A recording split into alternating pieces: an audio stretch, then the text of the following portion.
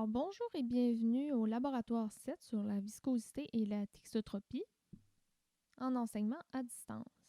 Le plan de la présentation aujourd'hui, la viscosité et la thixotropie, à quoi ça sert, comment fait-on un essai, l'essai de viscosité et de thixotropie, l'analyse des résultats, le rapport professionnel, modifier la viscosité, modifier la thixotropie, puis une brève conclusion. On va commencer par définir c'est quoi la viscosité et c'est quoi la thixotropie. Alors, si on regarde dans votre manuel guide, la dernière édition, le chapitre 10, qui parle de la viscosité. On peut lire que la définition dans le manuel est la résistance à l'écoulement d'un liquide dont les molécules adhèrent entre elles. La thixotropie, en fait, est une propriété de la résine qui a un rapport direct avec la viscosité. En fait, l'indice de thixotropie nous donne la résistance de l'écoulement vertical de la résine.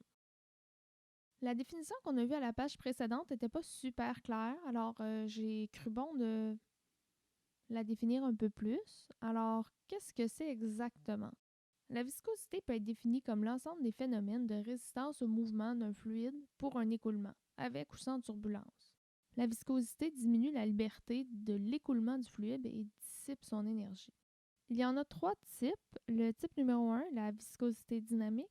Le deuxième est la viscosité cinématique. Et le troisième est la viscosité volumique. Dans le cas du cours aujourd'hui, puis ce qu'on utilise principalement dans le cadre des composites, c'est ce qu'on appelle la viscosité dynamique.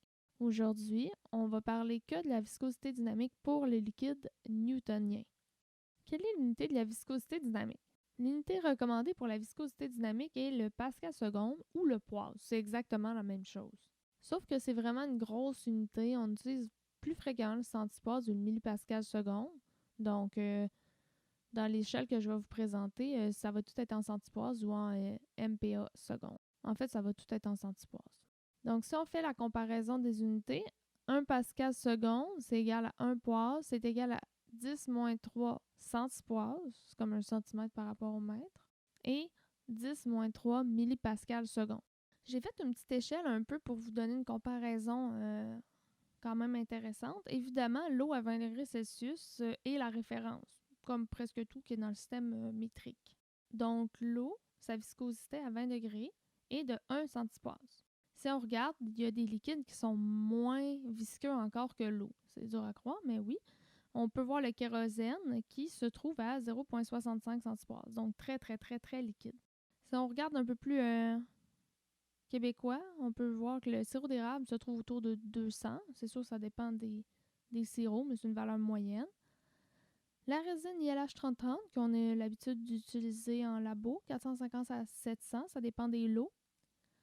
Si vous êtes un fan de mélasse, on est autour de 6500 centipoises. Si vous aimez le miel, dépendamment encore de la marque et des abeilles, I guess.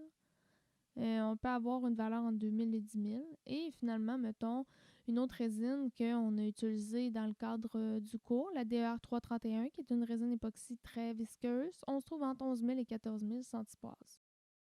Qu'est-ce que c'est exactement la thixotropie?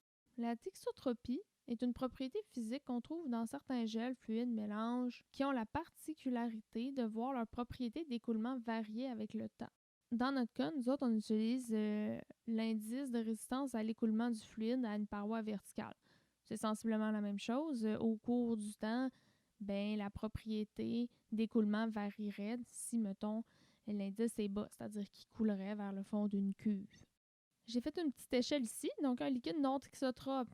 Si je mets de l'eau sur un mur, on peut s'entendre que ça va tomber assez rapidement. Faites pas ça à la maison, votre mère va pas être de bonne humeur. Un deuxième, indice numéro 2, on parle d'un liquide moyennement thixotrope. Liquide thixotrope, exemple de liquide thixotrope, faites encore moins ça chez vous, le ketchup sur le mur. Vous pourrez remarquer qu'en fait, il adhère très bien aux surfaces verticales. Un peu comme le miel, la glu ou, étrangement, quelque chose que j'ai trouvé sur les internets, la bave d'escargot semblerait être un agent très naturel, très, très, très thixotrope. Ça a l'air qu'il y a du monde qui se met ça dans le visage. Bon, mais c'est beau savoir c'est quoi la viscosité, c'est quoi la thixotropie, mais à quoi que ça sert? En fait, au niveau de la viscosité, à quoi ça sert de faire un test? On pourrait confirmer ce qui est affiché dans la fiche technique. On pourrait aussi s'assurer que la résine est toujours conforme aux propriétés affichées par le manufacturier. Dans certains cas, on va pouvoir mettre des diluants puis modifier en fait la viscosité d'une résine. Ben, c'est important de pouvoir le tester pour être sûr que la viscosité qu'on a de notre mélange est résultante de ce qu'on avait prévu. Ça peut aussi servir à choisir la viscosité appropriée pour le moulage. Fait que, mettons, une viscosité basse, ça veut dire, mettons, un moulage genre RTM, ou avec des courbes très hautes, il faut aller chercher. C'est important d'avoir une viscosité vraiment très basse. Médium, haute, très haute, comme SMC, BMC, qui sont des produits très visqueux. Ça sert aussi à étudier l'influence de la viscosité sur le mouillage de la fibre. Donc, plus une résine est visqueuse, moins elle va avoir tendance à mouiller la fibre. Imaginez-vous dans le cours amateur, en moulage contact, si on avait utilisé une résine super, super visqueuse pour imprégner votre mat, ça n'aurait pas été nécessairement une partie plaisir. Ensuite, on peut faire des tests de viscosité aussi pour étudier l'influence de l'ajout d'une charge sur la viscosité. C'est d'ailleurs le test qu'on va faire aujourd'hui. En ce qui concerne la thixotropie, à quoi ça sert de la connaître? Ben, en fait, ça peut servir à confirmer ce qui est affiché dans la fiche technique quand c'est donné. Je pourrais dire que c'est relativement rare. Les thixotropies sont peu ou pas identifiées dans les fiches techniques. C'est pour ça que c'est important de faire des tests pour la connaître. On peut aussi faire un test de thixotropie pour la trouver dans un mélange de résine et de diluant. Elle pourrait être affectée en ayant ajouté un diluant. On pourrait aussi choisir la thixotropie appropriée pour le moulage. Justement, si on veut une thixotropie très basse, ça veut dire pour une plaque, ça convient, ou des pièces avec peu de dénivelé. Quelque chose de médium ou quelque chose de haut. On pourrait imaginer justement une cale de bateau. C'est hyper important que la résine reste sur les parois verticales puis éviter qu'elle coule dans le fond pour faire une accumulation de résine puis créer des zones sèches sur les pourtours. C'est aussi important pour étudier l'influence de l'ajout d'une charge sur la thixotropie. Comment est-ce qu'on fait un essai? En fait, faire un essai de visco, ça demande quand même pas mal de préparation. C'est un test qui est vraiment salissant, puis ça vous tente pas de recommencer 70 fois. Alors, bien se préparer, ça nous permet de faire un test super efficace, qui fait qu'on perd pas de temps et qui évite qu'on lave tous les disques possibles et éviter de faire des dégâts. Donc, la première étape à faire, ça va être de lire la fiche technique de qu'est-ce qu'on veut tester. Donc, c'est important de lire la fiche technique avant de commencer ça parce que ça peut nous donner des informations super importantes comme la viscosité théorique, la méthode utilisée, la norme utilisée, dans certains cas c'est affiché, le disque utilisé et les vitesses proposées. Ici, j'ai sorti 4 fiches techniques différentes. Alors, si on regarde la Derakin vinyle ester 411-350, il nous donne la viscosité dynamique à 25 degrés Celsius. Il nous donne la valeur qui est de 370 centipoise. Si on regarde la DER 331, on nous donne une viscosité à 25, toujours, c'est assez standard là, d'être à 25, entre 11 000 et 14 000, et il utilise la méthode ASTM des 44-55. D'ailleurs, cette norme-là, c'est une qui est très utilisée dans l'industrie. On peut l'avoir aussi dans certains tests là, pour les huiles à moteur, et c'est ça, là, c'est assez commun, là, voilà, STM D44.5 dans tout ce qui est test de visco. Si on regarde la résine Optimol de 0,40 80 77, eux, c'est vraiment le fun parce qu'ils donnent vraiment toutes les informations. La température, le type de test, Brookfield, ce qui est standard en fait dans l'industrie, le type de disque, le numéro de disque, la vitesse, la thixotropie, la viscosité. Fait que c'est quand même vraiment le fun parce qu'eux autres, ils nous donnent toutes les informations. Si on regarde la ILH 3030, on peut voir qu'eux autres, ils nous donnent justement le type de disque, le numéro de disque, la vitesse proposée et la viscosité attendue. Donc, ils ne nous donnent pas l'indice de Tixo, mais ils nous donnent quand même beaucoup d'informations. Ça a l'air de rien, mais ça va nous économiser beaucoup de temps lorsqu'on va faire le test. Une fois que j'ai lu ma fiche technique, ben maintenant, il faut que je fasse le pire bout qui est choisir le disque. C'est vraiment l'affaire la plus compliquée dans un test de visco. Ça reste pas aussi compliqué que ça, mais c'est l'affaire la plus complexe. C'est pour ça que c'est important de lire la fiche technique parce que ça peut être super utile. Dans 2 des 4 extraits présentés à la page précédente, ben on donnait l'info. Ça veut dire qu'on se casse pas le basic, on prend l'information qui est donnée dans la fiche technique. Dans le cas que c'est pas affiché, bon, qu'est-ce que je fais? Comment je fais? En fait, vous allez voir, c'est pas si compliqué que ça. Il faut se fier à notre viscosimètre. Fait que nous, au cégep, on a des viscosimètres qui fonctionnent avec les disques RV. Or, ça se peut que vous voyez dans l'industrie des disques LV. On peut voir les deux images présentées. On voit que c'est un peu différent. Je dirais que les RV sont un peu plus communs là, dans notre domaine, mais ça n'exclut pas le fait que ça se peut que vous voyez des LV. Ensuite, en fonction de la fiche technique, on peut approximer à peu près le disque choisi en fonction de la viscosité attendue. Plus le disque est petit, plus il doit être utilisé dans une résine visqueuse. En fait, ça fait bien du sens parce que si j'utilisais un grand disque dans une résine super visqueuse, le nombre d'efforts qu'il faudrait que ma machine donne pour faire tourner le disque serait super élevé par rapport à quelque chose qui est très petit. Fait que si on regarde le numéro 7, va être utilisé dans des résines hyper visqueuses et le numéro 1, qui est très gros, va être utilisé dans les résines qui sont moins visqueuses. En connaissant votre valeur, vous pouvez faire une estimation. On s'entend, c'est pas une science exacte, là, mais vous pouvez faire une estimation avec quelque chose que vous connaissez. Nous, dans nos exemples, on avait la ILH 3030 qui nous disait qu'il faisait le test avec le disque numéro 2. On avait une viscosité entre 450 et 700 centipoise. Donc, si on a une résine qui est légèrement plus liquide, on peut essayer le numéro 1. Puis si on a quelque chose, on s'attend peut-être, je sais pas, à 900 centipoise, un petit peu plus, 1000, là, on pourrait aller essayer le numéro 3. Comme je disais, en fait, le choix du disque, c'est pas une science parfaite. Ça se peut que vous le ratiez. C'est pas grave, là, ça fait partie de la vie. Ça va venir avec l'expérience. Mais en ayant estimé la grandeur, vous avez moins de chances justement de laver toutes les disques du set avant de trouver le bon. T'sais. Pour savoir si j'en ai pris un bon ou un pas bon, en fait, c'est pas compliqué. Il faut se fier à ce qu'on appelle le pourcentage du couple du viscosimètre. Nous, au collège, on en a 2. On a une machine analogique et les vieilles machines qui fonctionnent toujours et qui sont très fonctionnelles. Personnellement, j'aime mieux travailler avec les machines analogiques parce qu'ils sont pas compliqués à prendre. Et on a aussi les affaires plus fancy. On en a une qui est numérique. Bon, c'est sûr que la machine analogique est plus complexe à lire. Ça demande plus de travail. Mais, comme je dis, ça fuck jamais. Ça marche toujours. Puis c'est pas compliqué. Chaque personne préfère un modèle ou un autre, mais ça change pas grand-chose. Dans les deux cas, c'est important de vérifier le pourcentage du couple qui doit se trouver entre 10 et 90. Moi, je dis que 10 et 90 sont exclus. Si vous êtes à 10%, vous êtes serré en chien ou à 90. Idéalement, c'est d'être dans des valeurs qui sont vraiment plus centrales. Fait que si le couple n'est pas dans l'intervalle, il faut changer le 10 pour un 10 soit plus gros. Fait que si, mettons, vous êtes à 10, ça veut dire que votre machine ne fournit pas assez de power, il n'y a pas assez de friction. Donc, il faut mettre un 10 plus grand. Si je suis autour de 95, ça veut dire que ma machine a force en chien. Là. Ça veut dire que le couple est super élevé. Ça veut dire qu'il faut que j'aille chercher quelque chose de plus petit. Donc, assurez-vous d'être dans l'intervalle. Si vous êtes dans l'intervalle, il n'y en aura pas de problème. Ça veut dire que tout va être fonctionnel, puis votre test va être accurate. Ça veut dire que vous avez bien choisi votre disque. Dans le cas des machines analogiques, il y a juste une valeur qu'on peut lire dessus, c'est le pourcentage de couple. Sur la machine numérique, c'est une des valeurs qui est indiquée numériquement. Ça veut dire qu'il va être écrit genre couple 26. Dans le cas de la machine analogique, on voit qu'il va être affiché avec une espèce d'aiguille sur un disque gradué. On peut voir l'image de gauche, le pourcentage de couple est trop bon. On voit qu'il est entre l'intervalle 0 et 10, donc le disque n'est pas bon, il faut le changer. L'exemple à droite, pourcentage de couple OK. Le disque est OK, on est à 37% de couple. Bon, maintenant, on sait à quoi s'attendre. Il faut savoir lire le résultat de sa machine. Ces machines électroniques, le pourcentage de couple est affiché, mais aussi le taux de viscosité. En fait, la viscosité. Donc, pas très compliqué, vous le lisez dessus, puis ça finit là. Ces machines analogiques, il faut utiliser des chartes. C'est fourni avec la machine.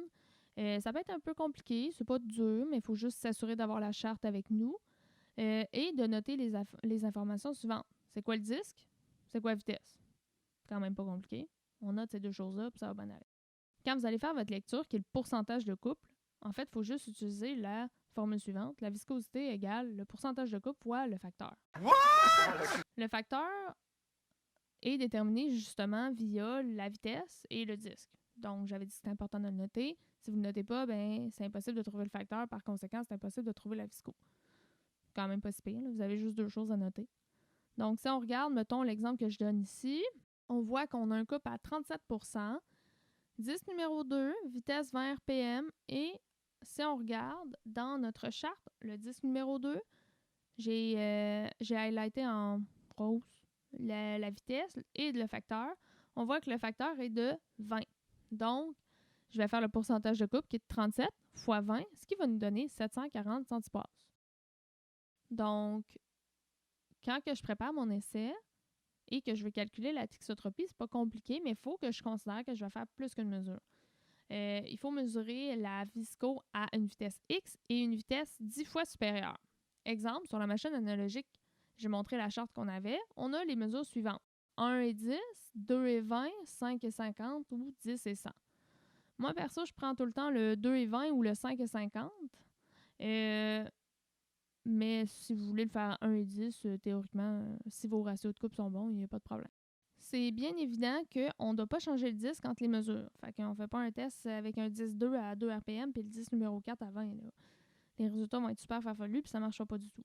Donc, assurez-vous que quand vous choisissez votre disque, vous faites vos essais, vous assurez que ça marche à toutes les vitesses que vous allez travailler. Fait que, mettons, dans le cas comme j'ai, habituellement, moi, je fais juste 2 mesures. Je fais une mesure à 2, une mesure à 20, puis c'est tout. Là. J'ai pris 2 mesures, je suis capable de trouver ma visco puis ma tixo. Pour mesurer l'indice de tixo, on peut voir que justement, on a besoin de la vitesse à X et la vitesse à 10X, ce qui va nous donner l'indice. Donc, théoriquement, on ne peut pas aller en bas de 1. 1 étant la référence, donc c'est pas tixotropique. L'essai de viscosité et de tixotropie. En fait, sur Moodle, Jannick a mis une vidéo d'une démonstration d'un essai qu'elle avait fait il y a un certain temps, mais ça montre au moins comment nos deux machines fonctionnent. C'est super important que vous l'écoutiez parce que vous avez la chance d'avoir quelque chose de fait. Donc, écoutez-le. Ça va tout vous expliquer ce qu'il y a à voir, comment lire les machines, comme j'ai fait avec l'analogique, avec la numérique, et elle utilise les disques pour viscosimètre RV, comme nos machines prennent ce genre de disque-là. Aux pages 88 et 89 de votre manuel, vous avez les procédures d'utilisation des viscosimètres numériques ou analogiques. Pas compliqué, faites juste les lire. Si vous avez à en faire en industrie ou en stage, vous avez toujours cette référence-là. Bref, consultez les procédures. Le test qu'on va faire aujourd'hui, en fait, c'est un test que j'ai fait l'année dernière avec les élèves. Pas compliqué. Première partie, on va tester la viscosité de la résine. Et la partie 2, on va étudier le changement de la viscosité en fonction de l'ajout d'une charge. Ce qu'on fait, c'est que habituellement dans ce labo-là, on fait une première partie avec la formulation 1. Ça veut dire qu'on prépare 150 grammes de résine. Je fais ma mesure. Une fois que c'est fini, ben je divise mon 150 grammes en 2 fois 75 pour faire les formulations 2 et 3. Ça serait juste stupide de gaspiller full de résine. Fait que j'utilise cette méthode-là. Ça fonctionne très bien. C'est ça. Qu'est-ce que le test va nous donner? Ben, la première partie va nous permettre de vérifier la conformité de la résine. La 411-350, dans sa fiche technique, est affichée qu'elle a une viscosité de temps. Donc, on va s'assurer que notre résine au collège est conforme à ce qui est affiché dans la fiche technique. La deuxième partie, elle va nous permettre d'étudier l'évolution de l'ajout d'une charge sur la viscosité.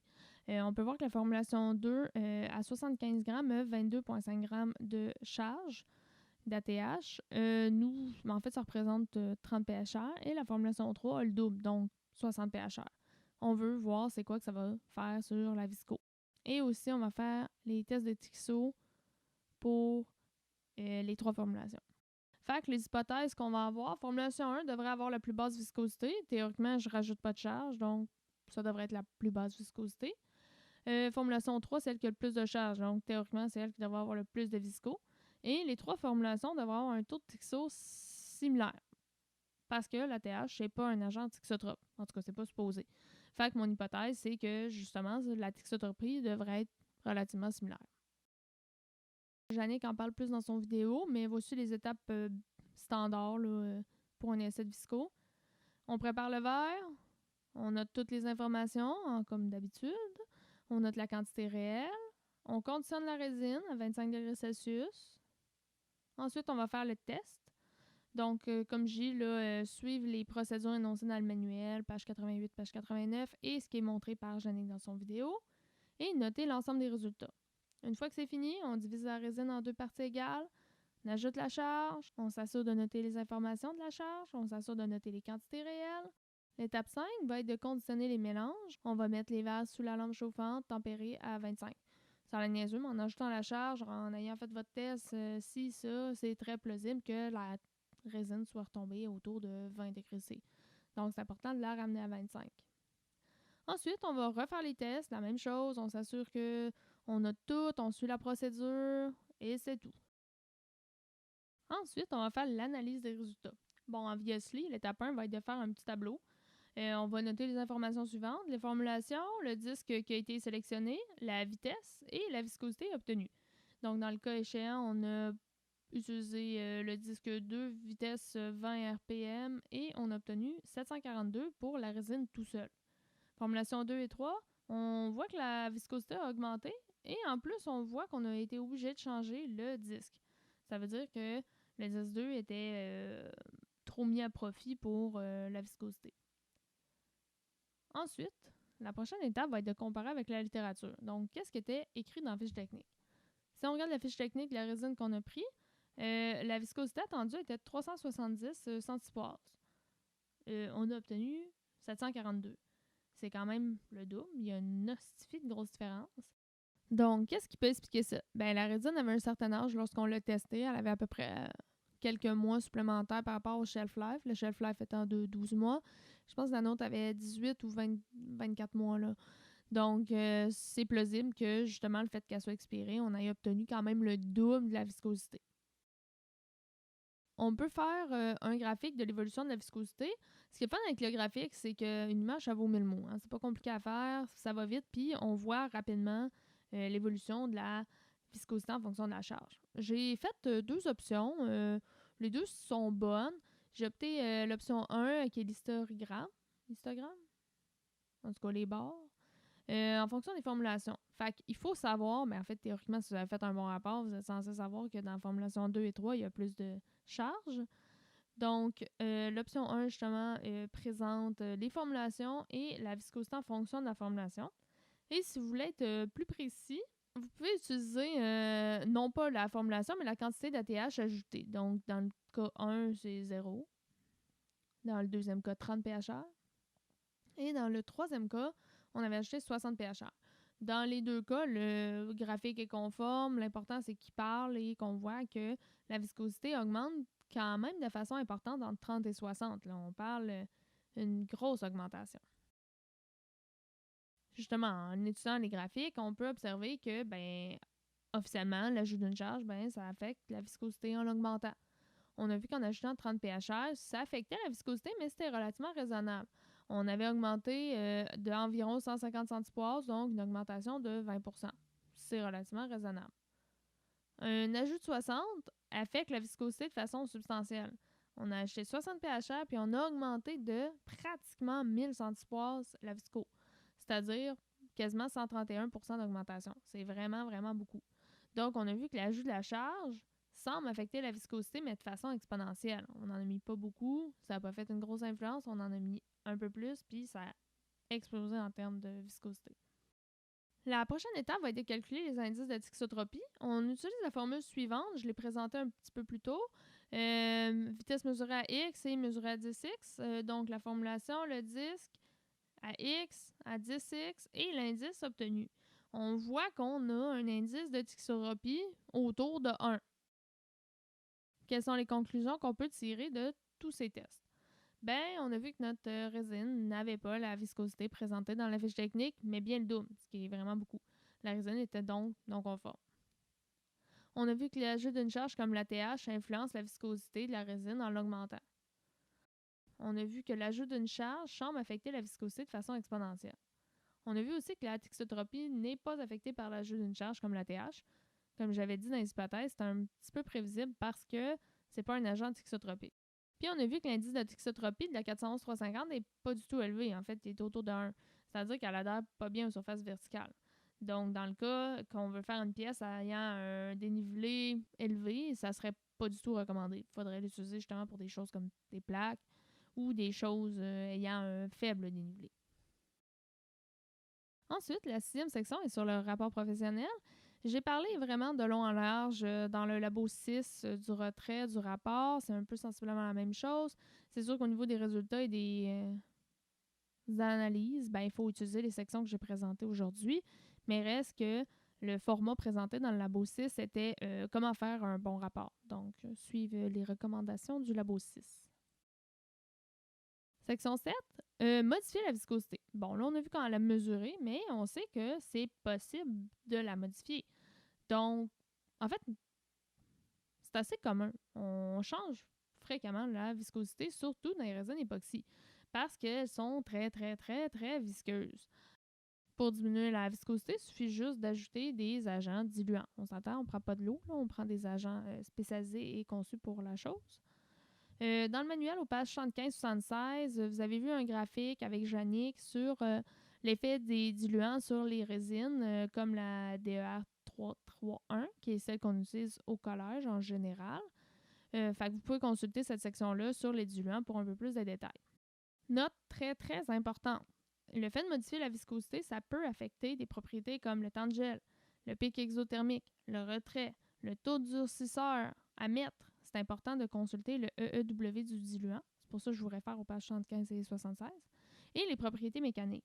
On s'entend, si je rajoute 5%, il ne devrait pas avoir trop une grosse différence au niveau des trucs que j'ai énoncés un peu plus tôt. Mais vous mettez 25% de diluant, je peux vous garantir qu'il va y avoir une méchante différence. Donc, c'est important de faire des tests avant d'envoyer de nouveaux mélanges diluants en production. J'ai mis en rose la formule que nous, on utilise le plus souvent au collège, qui est la DER 331, j'en ai parlé. Et le diluant qu'on utilise, nous autres, c'est le BGE, qui est utilisé. Nous autres, on prend le nom Erysis 8, c'est la même chose, c'est un BGE finalement. Donc, ça, c'est la recette que nous, on propose au collège. Section 8. Si on peut modifier la visco, ça veut dire qu'on peut modifier la Tixo. J'en ai parlé un peu. Il existe des agents tixotropes. Il suffit juste de les ajouter. Ceux qu'on utilise au collège sont assez populaires dans l'industrie. C'est ceux de la compagnie Wacker. Ça, c'est les deux modèles que nous, on utilise. Modèle N20. Le modèle N20 est fait pour les polyesters insaturés. Donc, mettons toute résine polyester, genre la ILH 3030. Si je veux augmenter sa Tixo, je vais utiliser le N20. Fait que si, mettons, je veux faire une potée avec la ILH 3030, chose qu'on aurait fait si il n'y avait pas eu le COVID, on aurait fait exactement ça. On aurait utilisé la ILH et le N20. Dans le cas qu'on utilise une résine vinylester, on a fait le test aujourd'hui, c'est à 411-350. On a vu que la Tixo était vraiment nulle. Mettons, je voudrais l'utiliser puis monter la Tixo à 2. Ben, je vais ajouter le H17 qui est spécialement conçu pour le vinyle, l'époxy ou le polyuréthane. Note importante, c'est même une note très importante, il ne faut pas en mettre bien gros pour avoir une grosse différence.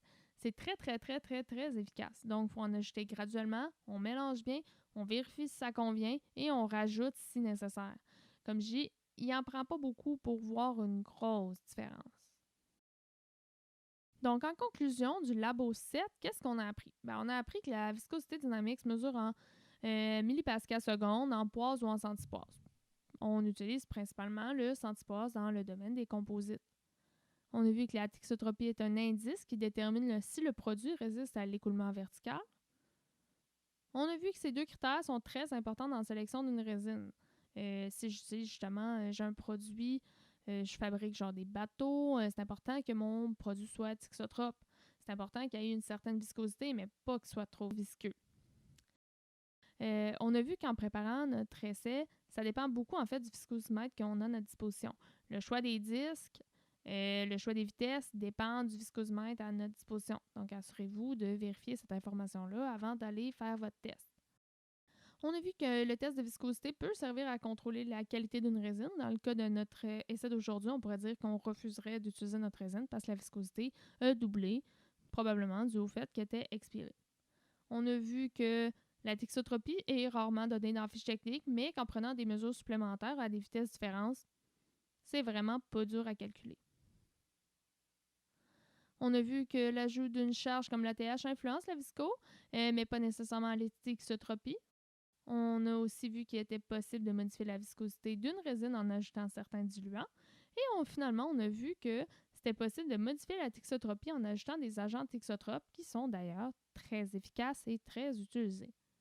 Donc, c'est tout pour le laboratoire numéro 7 sur la viscosité et tixotropie. J'espère que vous en avez profité. Et on se parle la semaine prochaine pour notre dernier laboratoire qui est sur la combustion.